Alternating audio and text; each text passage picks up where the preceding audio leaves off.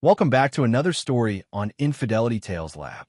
Before we begin, tell us, where in the world are you watching from? Now, let's dive into today's story. Chapter 1. The Perfect Life.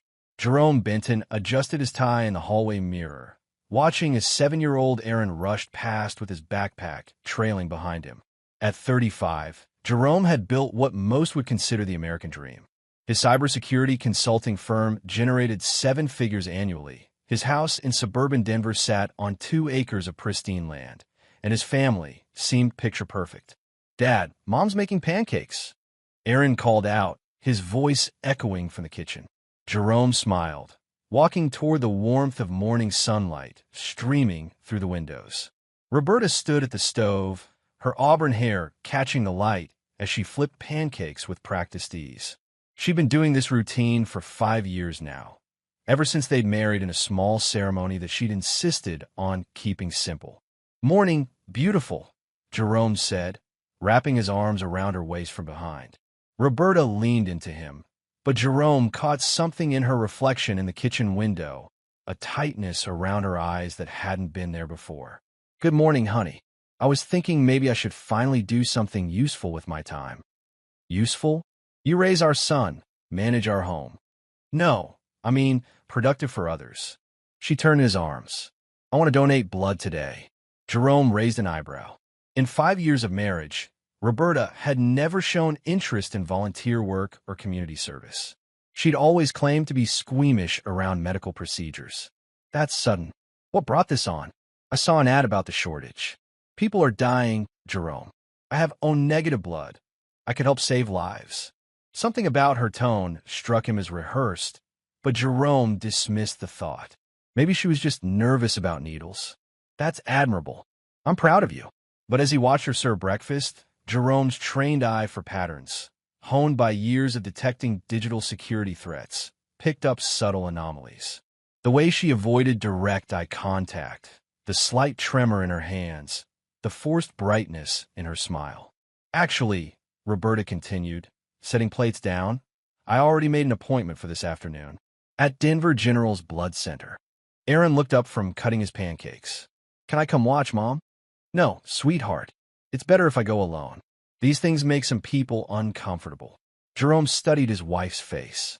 In his line of work, he'd learned to read people. Their digital footprints often revealed truths their words concealed. But Roberta had always been an enigma. No social media presence, few friends, no family she kept in touch with. She told him her parents died when she was young, that she'd grown up in foster care. He'd accepted it, never pushed for details. Now, watching her insist on donating blood alone, something felt off. That evening, Jerome worked late in his home office, analyzing network vulnerabilities for a Fortune 500 client.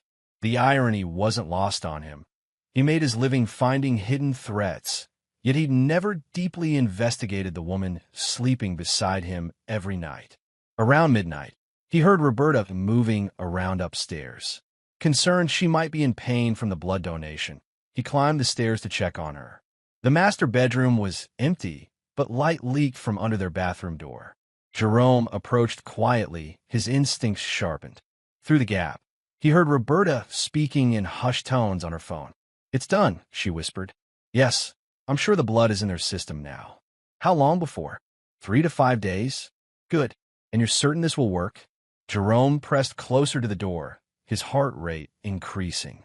"No, he doesn't suspect anything. He's too trusting, too comfortable." "Yes, Aaron will come with me. We stick to the plan." The call ended. Jerome heard the toilet flush, clearly a cover for the conversation. He quickly retreated to his office, mind racing. What plan? Come with her where? And why was she so specific about the blood being in their system? Jerome spent the rest of the night researching blood donation procedures, DNA databases, and forensic applications. By dawn, he'd uncovered something chilling. Blood donations were routinely tested and cross-referenced against criminal DNA databases for identification purposes. Was Roberta afraid her blood would reveal something, or was she counting on it? Chapter 2. The Envelope. 7 days later, Jerome was reviewing security protocols for a client when the doorbell rang. Through his office window, he saw an official-looking sedan parked in his driveway, alongside a police cruiser. His stomach dropped. Jerome opened the front door to find a middle-aged woman in a lab coat flanked by two uniformed officers. The woman's expression was grave, professional, but her eyes held something else: urgency, maybe fear. "Jerome Benton?" she asked, checking a file folder. "Yes. I'm Karen Fleming from Denver General's Blood Services Division. These are Officers Andrew Peters and Derek McLaughlin with Denver PD. We need to speak with your wife, Roberta Benton." Jerome's pulse quickened, but years of handling corporate crises had taught him to remain calm under pressure. "She's not home right now. Is there a problem with her donation?" Karen Fleming exchanged glances with the officers. "Sir, where is she currently?" "Running errands with our son. They should be back within the hour." Jerome studied their faces. "What's this about?" Officer Peters stepped forward. "Mr. Benton, we need to ask you some questions. May we come inside?" Jerome's cybersecurity background had taught him about information warfare. Sometimes the most dangerous threats came from those who should be trusted. "I prefer to know what this concerns first." Karen Fleming's composure cracked slightly. She glanced around, then stepped closer, lowering her voice. "Mr. Benton, I'm going to be very direct with you. Pack your bags and leave the city with your son. Tonight. You don't want to know the reason, but—" She stopped herself, looking at the officers. "I could lose my job for this." "Ma'am," Officer McLaughlin warned. Jerome felt ice in his veins. "What did you find in her blood?" Karen reached in her folder and pulled out a sealed envelope. "Your wife's DNA sample triggered multiple alerts in our database. Federal alerts. I've never seen anything like it." She handed him the envelope with trembling hands. "Sir, I have a brother who went down a dark path. I know what it looks like when someone's in danger. Get your son and go." The officers looked uncomfortable but didn't stop her. Jerome took the envelope, his mind racing through possibilities. "How long do I have?" "They'll be here by tomorrow morning. Federal agents and probably others." Karen's voice was barely above a whisper. "Others who don't wear badges." After they left, Jerome sat in his living room, staring at the envelope. Part of him wanted to wait for Roberta, to confront her directly. But his analytical nature demanded information first. He opened it. Inside was a formal DNA analysis report and a criminal history profile that made his blood run cold. The woman he'd married, the mother of his son, wasn't Roberta Koch from Iowa. She was Elena Valdez, wanted in connection with an armored car robbery in Phoenix that left 3 guards dead. The crime had occurred 6 years ago, a year before he'd met Roberta. But that wasn't the worst part. The second page detailed her suspected associations with Bernard Hammond, a mid-level organized crime figure who specialized in identity theft and financial fraud. According to the report, Elena Valdez had disappeared with over $2 million from the robbery, money that had never been recovered. Jerome's hand shook as he read the final page, a note from Karen Fleming written in her own handwriting. "Mr. Benton, I broke protocol to warn you because I've seen what these people do to families. Your wife's blood work also showed traces of a compound we'd never seen before, something that suggests she may have been systematically poisoning someone. The levels were consistent with long-term exposure. Please get yourself and your son checked immediately. And please run. K. Fleming." The room seemed to spin around him. Systematic poisoning. Jerome thought back over the past months. The occasional headaches, the fatigue he'd attributed to overwork, the stomach issues that had been getting worse. She'd been poisoning him. Jerome's phone buzzed with a text from Roberta. "Stuck in traffic. Won't be home for another hour. Love you." An hour. He had an hour to figure out his next move. Jerome had built his reputation by staying 3 steps ahead of cybercriminals who thought they were smarter than everyone else. Now he needed to apply that same strategic thinking to a much more personal threat. He walked to his safe and retrieved the .40 caliber Glock he'd purchased years ago but never had reason to use. Then he sat down at his computer and began to dig deeper into Elena Valdez's past. What he found made him understand that this wasn't just about a criminal hiding in plain sight. This was about a predator who had specifically targeted him, his resources, and his son for reasons he was only beginning to comprehend. Chapter 3: Unraveling the Web. Jerome's fingers flew across the keyboard as he dove deeper into Elena Valdez's background. His cybersecurity expertise gave him access to databases and cross-referencing tools that most people couldn't navigate. What he discovered painted a horrifying picture of calculated deception. Elena Valdez wasn't just a bank robber who'd assumed a new identity. She was part of a sophisticated, long-term fraud operation. Jerome pulled up property records, financial documents, and social media archives that revealed her pattern. She targeted successful men, married them under false identities, slowly poisoned them while gaining access to their assets, then disappeared after their deaths appeared natural. He wasn't her first victim. Court records from 3 different states showed similar cases. Harold Chun, a software engineer in Seattle, had died of natural causes at age 41 after marrying a woman named Sarah Mitchell.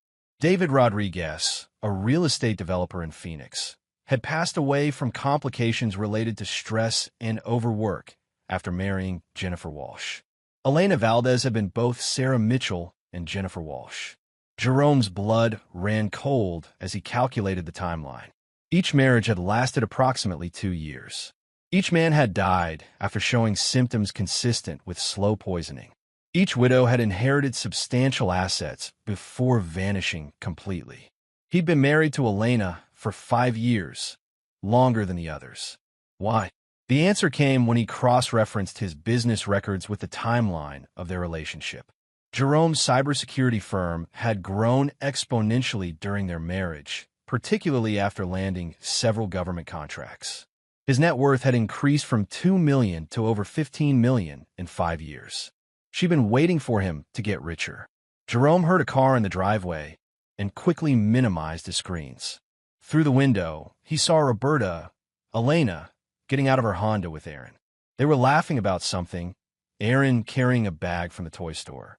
His son, his innocent 7-year-old son who called this woman mom. Jerome's mind raced through scenarios.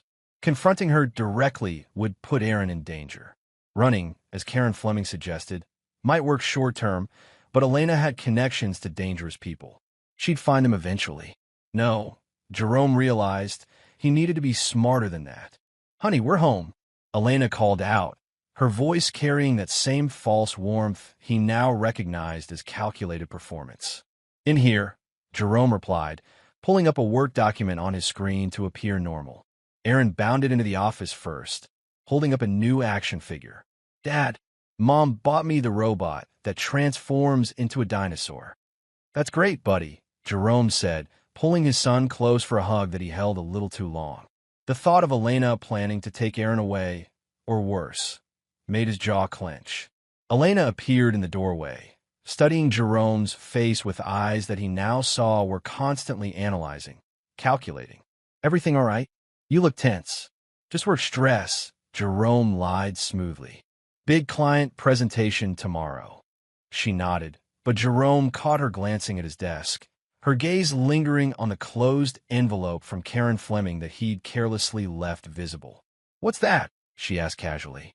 "Medical forms for my physical next week," Jerome improvised. "Dr. Martinez wants updated blood work." Something flickered across Elena's face. Surprise, then concern, then calculation. "Blood work? For what?" "Routine stuff. You know how doctors are." Jerome watched her reaction carefully. "Actually, I've been feeling pretty run down lately. Headaches, stomach issues. Maybe I should get checked out sooner." Elena's smile became forced. "I'm sure it's just stress from work. Maybe you should take a vacation. We could go somewhere, far away. Just the 3 of us." There it was, the beginning of her exit strategy. "That sounds wonderful," Jerome said. "Where are you thinking?" "Somewhere tropical. Maybe Costa Rica? I hear it's beautiful this time of year."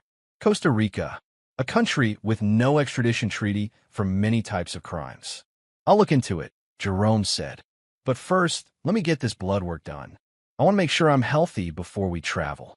Elena's eyes narrowed almost imperceptibly. "Of course.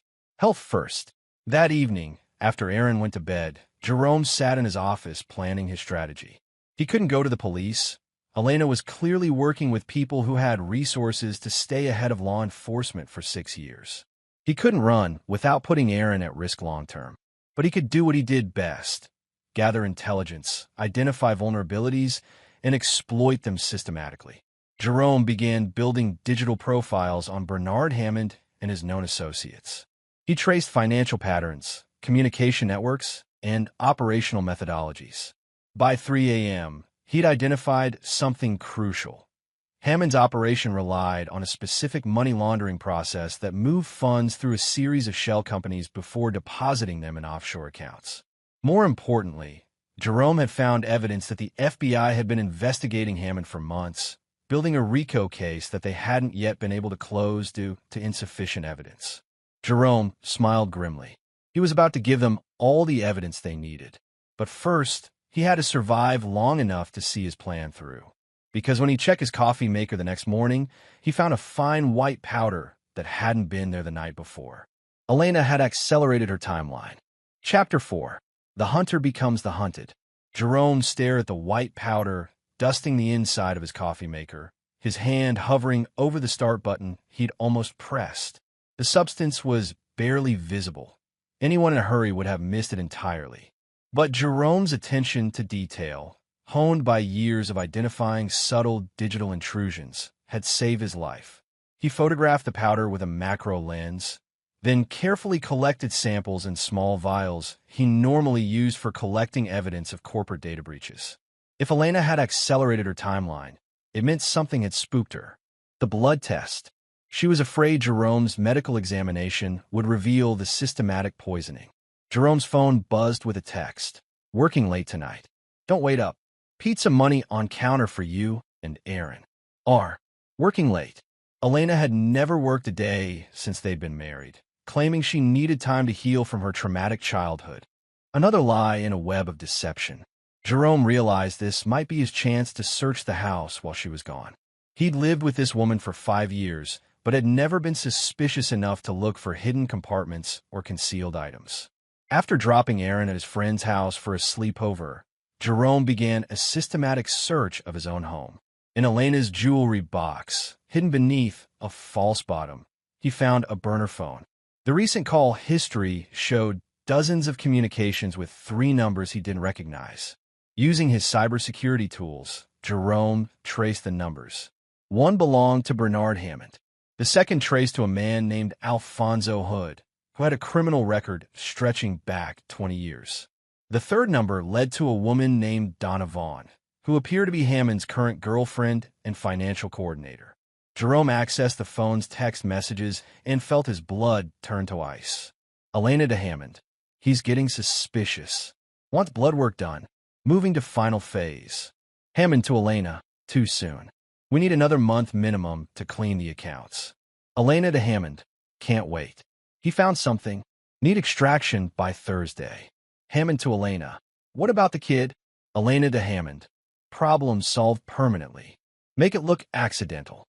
Jerome's hands shook as he read the last exchange. They weren't just planning to steal his money and disappear. They were planning to kill both him and Aaron. The burner phone contained something else: photographs of documents, bank routing numbers, account passwords, digital keys to Jerome's cryptocurrency wallets. Elena had been methodically stealing his financial information for months. But the most chilling discovery was a handwritten note in Elena's real handwriting. J. Benton, timeline accelerated due to suspicion. Liquidate all assets by Thursday. Ensure no loose ends remain. B. Will handle disposal. Disposal. Like he and Aaron were nothing more than inconvenient ways to be eliminated. Jerome's analytical mind kicked into overdrive. Today was Tuesday. He had less than 48 hours before they planned to kill him and his son. He photographed everything on the burner phone, then carefully replaced it exactly as he'd found it. Elena couldn't know he'd discovered her plan. Not yet. Jerome spent the next hour installing hidden surveillance cameras throughout the house, using equipment from his office that was designed to catch corporate spies.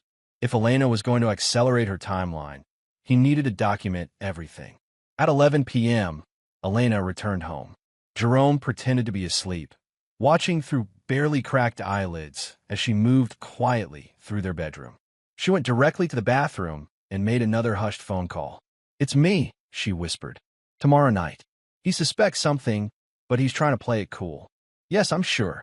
I found research on his computer about blood testing and poisoning symptoms." Jerome's heart hammered against his chest. She'd been monitoring his computer activities. "The boy is at a friend's house tonight. We can grab him after school tomorrow. Make it clean. No evidence pointing back to us." A pause. "Yes, I understand the risks. But $15 million is worth it. Plus his business contracts with the government. Those client lists could be valuable to the right buyers." Jerome realized with growing horror that this wasn't just about his personal wealth. Elena and her associates planned to sell his government cybersecurity contracts to foreign interests. They weren't just committing murder and theft. They were planning espionage. After Elena fell asleep, Jerome crept to his office and began implementing the plan he'd been formulating. If Elena thought she was dealing with just another trusting victim, she was about to learn otherwise. Jerome had spent his career staying ahead of sophisticated criminal hackers. Elena Valdez and Bernard Hammond were about to discover what happened when they tried to victimize someone who could hack back. He started by accessing Hammond's financial networks, using techniques that were technically illegal but absolutely necessary. Jerome identified the shell companies, traced the money flows, and began systematically documenting everything for the FBI file he was building. Then he got creative. Jerome planted digital evidence linking Hammond's organization to several unsolved crimes that he wasn't actually connected to. He created false communications that would lead investigators to hidden assets. Most importantly, he began systematically transferring the stolen money from his accounts back to secured accounts that only he could access. If Elena wanted to play a long game of deception and murder, Jerome would show her what a real strategic mind could accomplish. But as dawn approached, Jerome realized that outsmarting them might not be enough. Elena had murdered at least 3 other men. Hammond had connections to dangerous people who killed for much less than $15 million. Jerome was going to have to fight back in ways he'd never imagined. Chapter 5. The Trap Takes Shape. Jerome woke Wednesday morning to the smell of bacon and Elena's cheerful humming from the kitchen. The same performance she'd given him for 5 years, now revealed as the calculated behavior of a predator. He checked his hidden cameras from his phone and saw that Elena had been up since 5 a.m., cleaning and organizing with unusual thoroughness. She was preparing for their departure. "Morning, sleepyhead," Elena said as Jerome entered the kitchen. She handed him a cup of coffee with a bright smile. "You look better. Maybe you're finally getting over whatever was making you feel sick." Jerome accepted the coffee but didn't drink it. Instead, he took it to the sink and poured it out, feigning a sudden stomach issue. "Actually, I think I need to stick to water for now. My stomach is still bothering me." Elena's smile faltered for just a moment. "Of course. I hope you feel better soon." Jerome's phone rang, a call he'd been expecting. "This is Jerome." "Mr. Benton, this is Dr. Martinez's office. We had a cancellation this morning. Could you come in at 10 a.m. for your blood work instead of next week?" "Perfect," Jerome said, loud enough for Elena to hear clearly. "I'll be there at 10. He'd arranged the call himself, using a voice actor from one of his client companies. Elena couldn't know that. "Blood work today?" Elena asked, and Jerome caught the slight tension in her voice. "Yeah, they had an opening. Might as well get it over with." Jerome studied her face. "Unless you think I should wait?" No. If you're feeling sick, you should definitely get checked out." Elena turned back to the stove, but Jerome saw her hands trembling slightly. At 9:45 a.m., Jerome left for his fake doctor's appointment. Instead, he drove to a secure location, a storage facility where he'd moved critical documents and backup equipment years ago as part of his disaster recovery planning. Jerome spent an hour transferring files to secured servers, documenting everything he discovered about Elena and her associates. He uploaded the evidence to multiple law enforcement databases, using anonymous channels that would eventually reach the FBI task force investigating Hammond. But he also did something else, something that would have horrified his former ethical self. Jerome accessed Hammond's personal financial accounts and began transferring money to accounts controlled by Hammond's competitors and enemies. He planted digital evidence suggesting that Hammond had been stealing from his own crew. In the criminal underworld, such betrayal was typically met with swift and permanent justice. If Elena wanted to eliminate loose ends, Jerome would create some loose ends that would eliminate her first. His phone buzzed with a text from Elena. "How did the appointment go?" Jerome responded, "Still waiting for results. Doctor wants to run additional tests tomorrow. Says my blood work shows some abnormalities." The response came immediately. "What kind of abnormalities?" "Not sure yet. Something about toxin levels." Doctor seemed concerned. There was no response for several minutes. Then, "Coming home early. Need to talk." Jerome smiled grimly. His fake medical crisis was forcing Elena to move even faster than planned, which would make her sloppy. He drove to Aaron's school and checked his son out early, claiming a family emergency. As they drove home, Jerome looked at Aaron in the rearview mirror.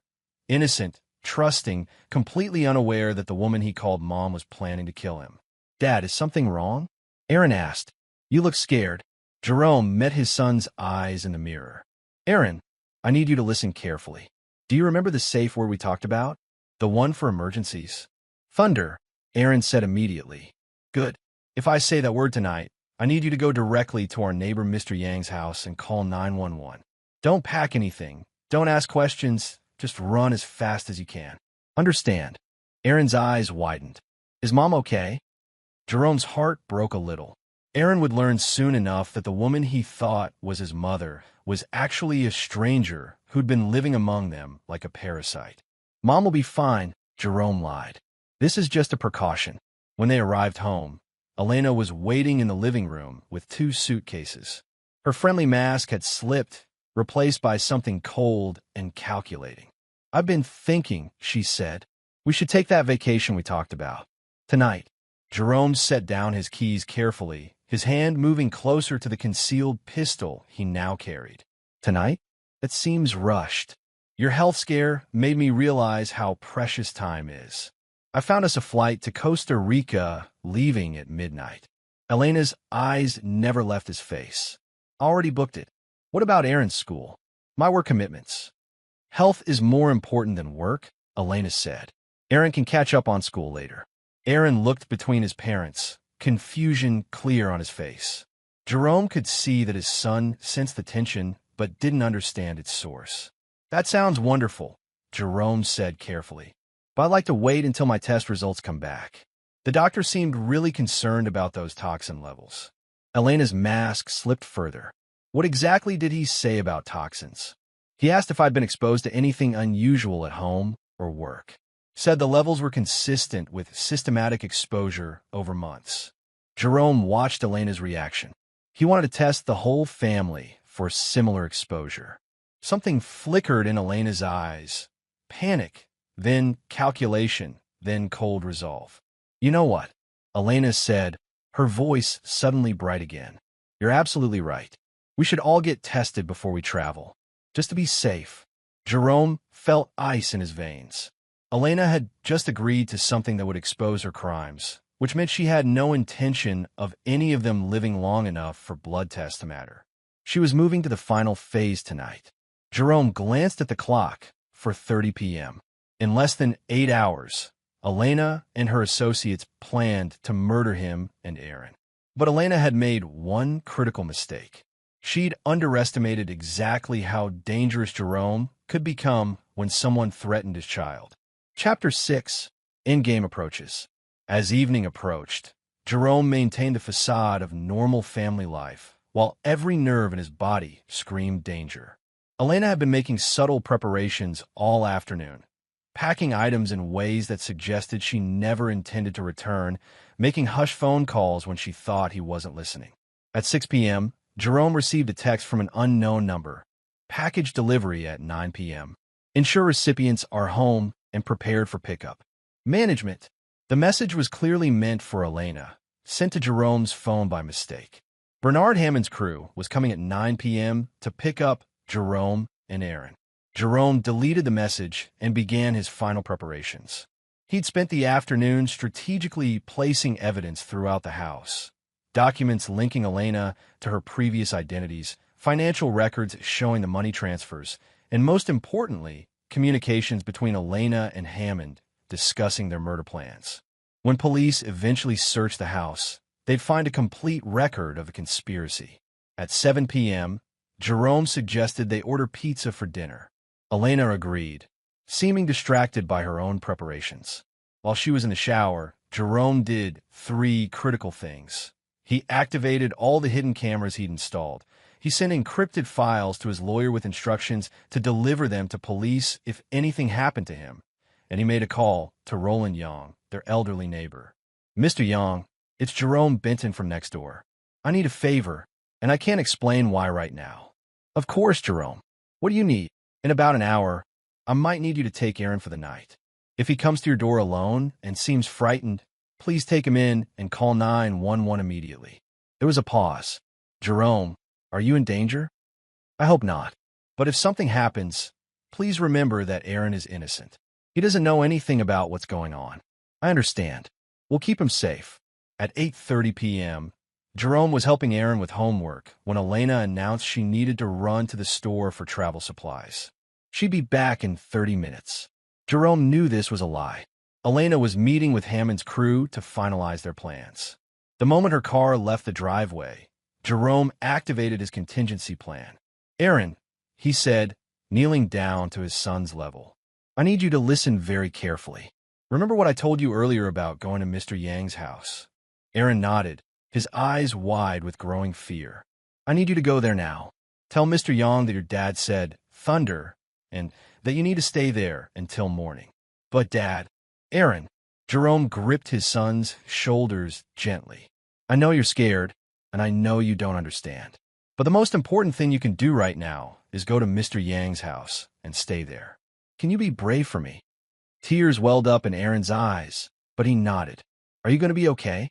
Jerome hugged his son tightly, breathing in the scent of his hair, memorizing the feeling of his small arms wrapped around his neck. "I'm going to do everything I can to make sure we're both okay. But first, I need to know you're safe." Jerome walked Aaron to the back door and watched as his son ran across the yard to Mr. Yang's house. The elderly man was waiting at his door. He'd been watching from his window. Aaron disappeared inside, and Jerome felt a small measure of relief. Now he could focus on surviving the next hour. Jerome returned to his house and made final preparations. He positioned additional weapons throughout the rooms: kitchen knives, a baseball bat, a heavy flashlight. He double-checked that all the surveillance cameras were recording to cloud storage that Elena couldn't access. At exactly 9 p.m., a black SUV pulled into his driveway. Elena got out of the passenger seat, followed by 3 men. Even in the darkness, Jerome could see that one of them matched the description of Bernard Hammond. They thought they were coming to murder a trusting, unsuspecting victim. Jerome smiled grimly as he watched them approach through his security cameras. They had no idea they were walking into a trap set by someone who'd spent years thinking 3 moves ahead of sophisticated adversaries. Elena used her key to open the front door. Jerome heard her call out, "Honey, I'm home. I brought some friends who want to meet you." Jerome stepped into the living room, his hands visible and empty, playing the role of confused victim one last time. "Elena, what's going on? Who are these people?" Bernard Hammond stepped forward, a tall, thin man with cold eyes and expensive clothes. "Mr. Benton, we need to have a conversation about your wife." "What about her?" Jerome asked, injecting just the right amount of confusion into his voice. "She hasn't been entirely honest with you," Hammond said with a predatory smile. "Her name isn't really Roberta, and she's been stealing from you for quite some time." Jerome let surprise and shock play across his face. "What are you talking about?" Elena stepped closer, and Jerome saw she was holding a small pistol. "I'm sorry, Jerome. I never wanted it to end this way." "In what way?" Jerome asked, backing toward the staircase as planned. "We need your cooperation accessing some accounts," Hammond said. "After that, we'll make this as painless as possible." Jerome had heard enough. These people had murdered others, planned to kill his son, and stood in his living room discussing it like a business transaction. "You know," Jerome said, his voice changing from confused to cold, "I have to admit something. I haven't been entirely honest with you either." Hammond frowned. Elena's grip tightened on her pistol. I've known who you really are for 2 days now, Jerome continued. Elena Valdez, wanted for multiple murders. Bernard Hammond, under federal investigation for organized crime. Alfonso Hood, wanted for kidnapping and assault. The third man, Hood, shifted nervously. Hammond's eyes narrowed. And here's the thing, Jerome said, reaching into his jacket. I've been recording everything you just said. Elena raised her pistol, but Jerome was already moving, diving behind the couch as he activated the signal that would bring help. The war for Jerome's life was about to begin. Chapter 7. The Wolf Reveals His Teeth. As Elena's first shot splintered the couch where Jerome had been standing, he rolled behind his leather recliner and activated the signal he'd prepared. Not to police, who might take too long to arrive, but to something much more immediate. Every light in the house suddenly blazed on, triggered by smart home automation. Simultaneously, speakers throughout the house began broadcasting the conversation that had just taken place, amplified loud enough for the entire neighborhood to hear. We need your cooperation accessing some accounts. After that, we'll make this as painless as possible. Hammond's voice echoed from multiple speakers as exterior floodlights illuminated the yard like a sports stadium. Elena, shut that off, Hammond barked. But Jerome had routed the audio system through encrypted servers. Elena couldn't stop it without access codes she'd never been given. I've known who you really are for 2 days now. Elena Valdez, wanted for multiple murders. Bernard Hammond, under federal investigation for organized crime. Jerome's voice now broadcast their identities to everyone within 3 blocks. Alfonso Hood moved toward the stairs, trying to flank Jerome's position. But Jerome had spent the afternoon preparing for exactly this scenario. As Hood reached the 3rd step, his foot triggered a nearly invisible wire that brought down a carefully balanced shelf of heavy books. Hood stumbled backward, cursing and clutching his shoulder. The bastard set traps, Hammond snarled. Elena, you said he was just a computer nerd. He is, Elena shouted over the continuing audio broadcast. This doesn't make sense. Jerome used their confusion to move to his next position, the kitchen, where he'd prepared his most effective surprise. You know what doesn't make sense? Jerome called out from behind the kitchen island. 3 professional criminals walking into the home of a cybersecurity expert without doing proper reconnaissance. He popped up long enough to hurl a kitchen knife that embedded itself in the wall inches from Hammond's head. You see, Elena, Jerome continued, his voice carrying a coldness that none of them had heard before. You made one critical error. You assumed I was just another trusting victim. Hammond gestured for Hood to circle around to the kitchen's other entrance. But as Hood moved past the dining room, motion sensors triggered a cascade of falling objects. Everything from books to decorative items to Aaron's toy building blocks scattered strategically to create chaos and noise. But I've spent my entire career hunting predators, Jerome's voice continued from the speakers. People who hide in digital shadows, thinking they're smarter than everyone else. People exactly like you. Elena fired twice more at Jerome's voice, but he was already moving to his next position. From the pantry, Jerome called out, Did you know, Bernard, that your financial records are currently being downloaded by FBI servers? Every shell company, every money transfer, every communication with Elena? Hammond's face went pale. You're bluffing. Am I? Jerome's laugh was cold. Elena, check your burner phone. See if you can reach Donovan. Elena fumbled for her phone, her hands shaking. After a moment, her face went white. Bernard, it's disconnected. The number doesn't work anymore. That's because, Jerome continued, Ms. Vaughn was arrested about an hour ago. Seems someone provided federal agents with detailed evidence of her role in money laundering operations. This was actually a lie. Jerome hadn't been able to arrange Donna's arrest. But Elena didn't know that. Hood had finally made it to the kitchen's side entrance. He kicked open the door, pistol raised, only to trigger Jerome's most elaborate trap. A thin wire released a bag of flour that exploded in Hood's face, temporarily blinding him. In the same instant, Jerome emerged from the pantry behind him. Years of staying in shape had kept Jerome stronger than his enemies expected. He brought a cast-iron skillet down on Hood's gun hand, hearing bones crack. Hood screamed and dropped his weapon. Jerome kicked the pistol away and grabbed Hood in a chokehold.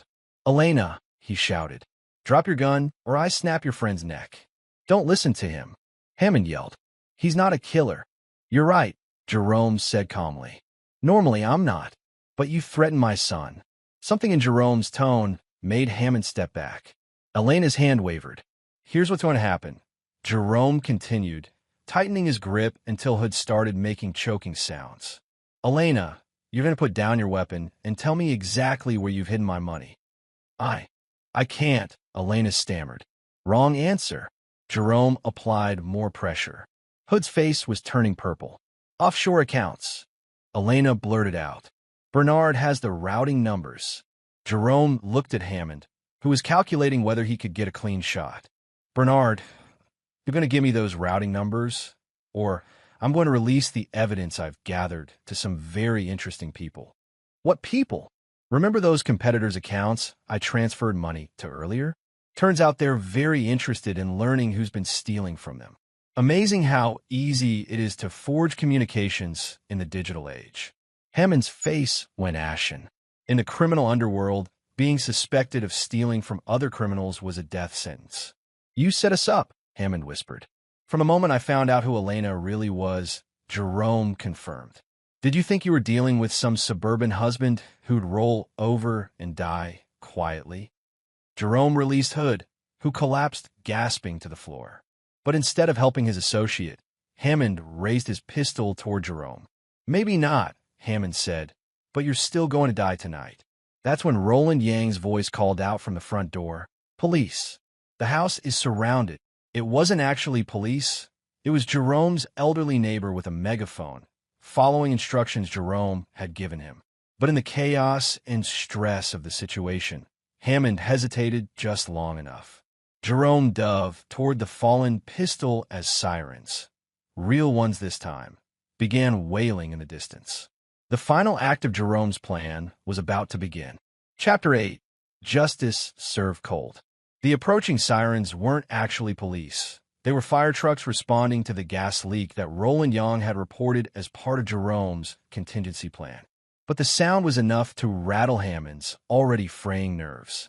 As Jerome reached for Hood's dropped pistol, Elena made a desperate choice. Instead of trying to escape, she lunged toward Jerome with a knife she'd been concealing. "If I'm going down," she snarled, "you're coming with me." But Jerome had seen the knife's reflection in the stainless steel refrigerator. He rolled sideways as Elena's blade struck the kitchen floor where his head had been. Coming up in a crouch, Jerome grabbed a heavy marble cutting board and swung it like a club. The impact sent Elena sprawling backward into the dining room. Hammond tried to use the distraction to line up a shot, but Jerome was already moving. Years of playing racquetball had kept his reflexes sharp. He dove behind the kitchen island as Hammond's bullet shattered dishes in the cabinet behind him. "This is over, Hammond," Jerome called out. "The FBI has enough evidence to put you away for life. Then I've got nothing to lose." Hammond shouted back. But Jerome heard something in Hammond's voice that suggested otherwise. Fear, desperation, the realization that his carefully constructed criminal empire was collapsing. From his position behind the island, Jerome could see Hood try to crawl toward the back door. Elena was pulling herself upright, blood running from her nose where the cutting board had connected. "You know what your real mistake was?" Jerome asked conversationally, as if they were having coffee instead of a gunfight. "You targeted someone with a son." Jerome emerged from behind the island, but not where Hammond expected. He'd moved to the far end, coming up near the kitchen window.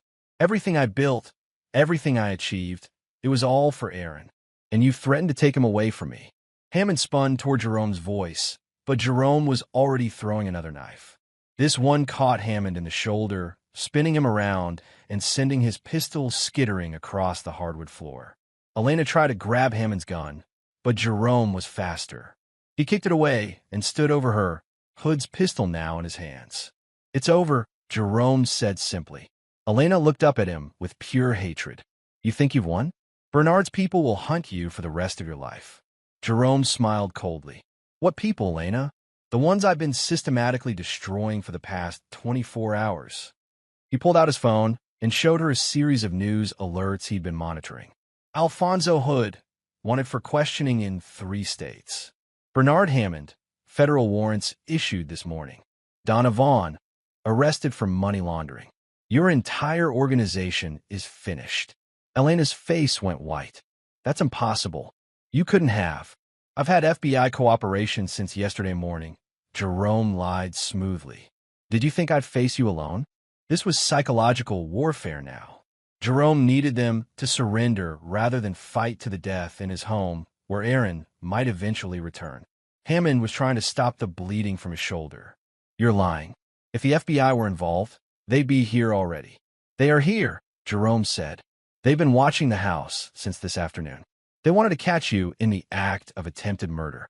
On cue, bright lights suddenly illuminated the front yard as 3 black SUVs pulled up.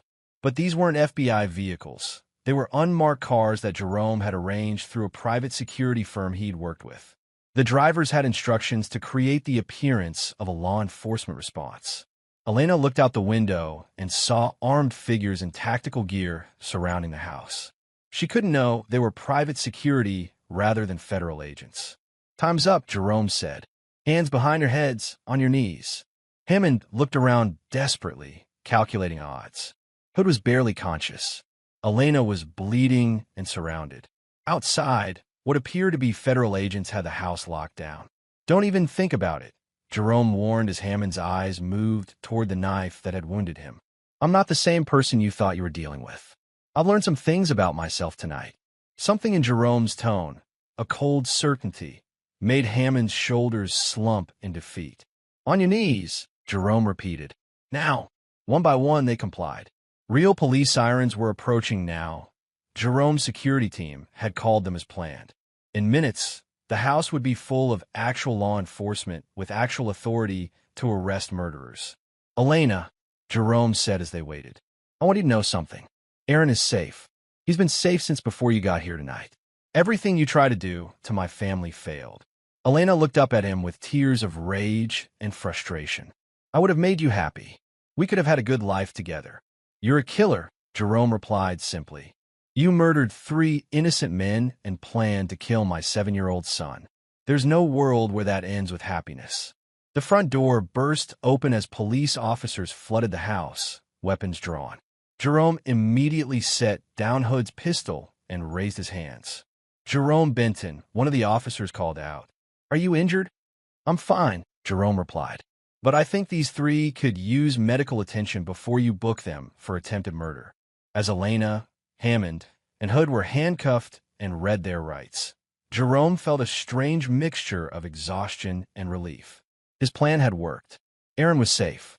The people who'd threatened his family were going to prison for a very long time.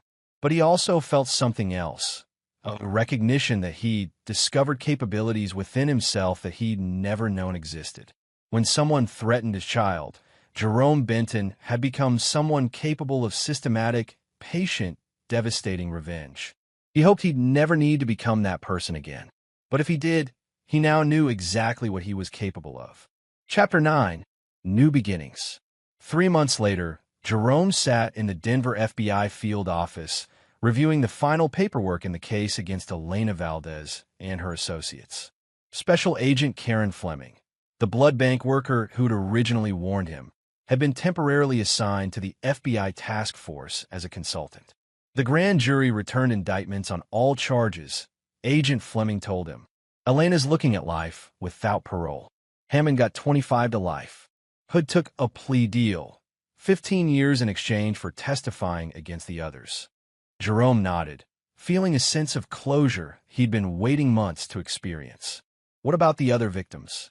The men Elena killed previously? Those cases have been reopened. Elena's cooperation helped us recover evidence that had been overlooked originally.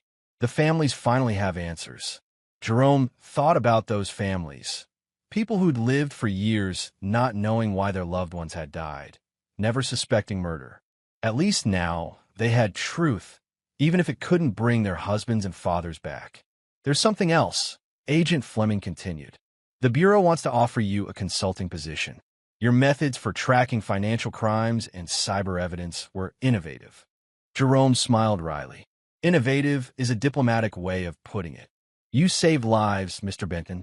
Your own and your son's, obviously, but also future victims. Elena's pattern showed she was escalating, becoming more confident, more violent. She would have killed again. After leaving the FBI building, Jerome drove to Aaron's school to pick him up. His son had handled the aftermath of that night remarkably well, considering. Jerome had been honest with him, age-appropriately, about what Elena had done and why she was no longer part of their lives. She wasn't really my mom, was she? Aaron had asked during one of their talks. No, Jerome had replied. She was someone who pretended to be your mom, but she never really loved us the way a real family member would. But you love her? Aaron had pressed. Jerome had considered this carefully. I love who I thought she was. But that person wasn't real. Elena was playing a character, like an actress in a movie. Now, watching Aaron run toward the car with his backpack bouncing, Jerome marveled at his son's resilience. Children, he'd learned, were remarkably adaptable when the adults around them provided stability and honesty. Dad, Aaron called out as he climbed into the passenger seat. Guess what? Mrs. Peters says we're starting a unit on computer programming next week. Is that right? Jerome asked, pulling away from the school. Interested in learning about computers? Maybe. I want to understand what you do for work. Mrs. Peters says you help keep bad people from stealing information. Jerome glanced at his son in the rearview mirror. That's part of it, yes. Could you teach me? I want to help catch bad people too. Jerome felt a complex mixture of pride and concern. Aaron's interest in justice was admirable, but Jerome hoped his son would never need to develop the darker skills that recent events had revealed in himself. We'll start with the basics, Jerome said. Computer programming, digital security, research methods. The rest, well, hopefully you'll never need the rest. That evening, Jerome was working in his home office when Aaron appeared in the doorway with a serious expression. Dad, can I ask you something? Always. Aaron sat down in the chair across from Jerome's desk, the same chair where Elena had once sat, planning their deaths. Jerome had replaced all the furniture from that room, but he'd kept this chair as a reminder never to be complacent about the people he trusted. Were you scared that night? Aaron asked. When the bad people came to our house. Jerome considered his answer carefully. Yes, I was scared, but not for myself. For me? For you, Jerome confirmed. I was terrified that something would happen to you before I could stop them. Aaron nodded thoughtfully. But you weren't scared of them hurting you? Once I knew you were safe, I wasn't scared anymore. I was angry. Jerome looked directly at his son. Aaron, there's something important I want you to understand. I never want you to have to do the things I did that night. Violence should always be the last resort. Only when someone is threatening the people you love and there's no other choice. But sometimes it's necessary. Sometimes, Jerome agreed reluctantly.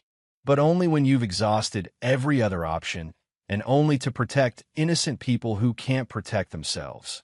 Aaron was quiet for a moment. Do you think Elena ever really cared about us? This was the question Jerome had been dreading, but also the one he knew Aaron needed to ask.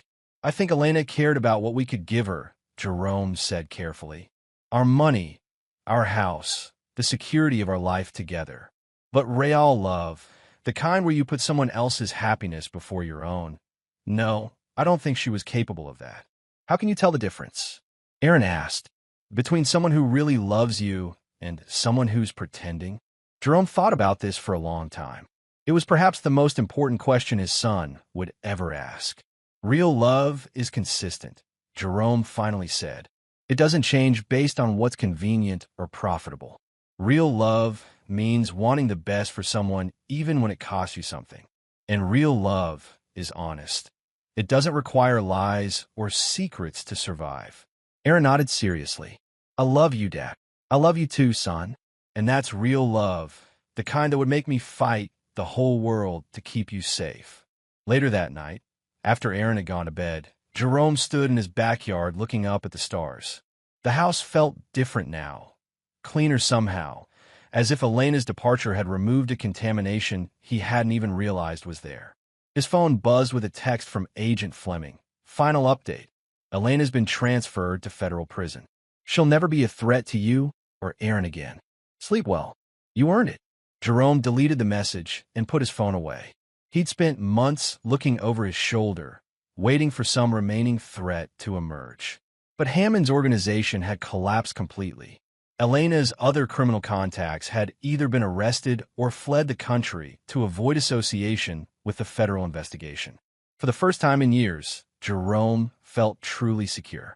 But he also felt changed. The man who'd lived in this house with Elena had been trusting, perhaps naively so. The man standing in his backyard tonight was someone who would never again accept people at face value, who would always be analyzing, always watching for threats to his family. Jerome wasn't sure if this transformation was entirely good or bad. He'd lost some innocence, some faith in the basic goodness of people. But he'd gained something too, the knowledge that he could protect what mattered most to him, no matter what it required. As he walked back toward the house, Jerome made a silent promise to himself and to Aaron. He would use his newfound awareness to build a life of genuine security and happiness. He would be careful about who he trusted, but he wouldn't let paranoia isolate him from meaningful connections. And if anyone ever again threatened his son, they would discover, as Elena, Hammond, and Hood had learned, that Jerome Benton was far more dangerous than he appeared.